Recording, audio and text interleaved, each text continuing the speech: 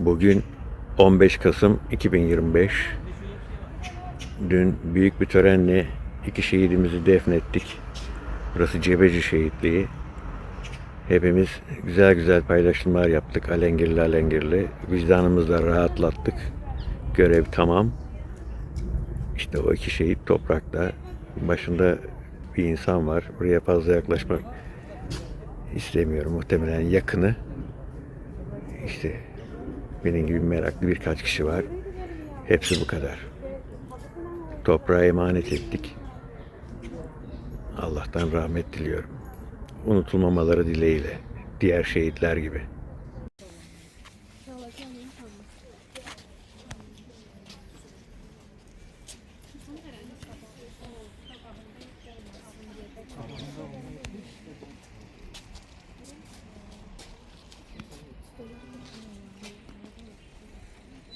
Benim çocuğum.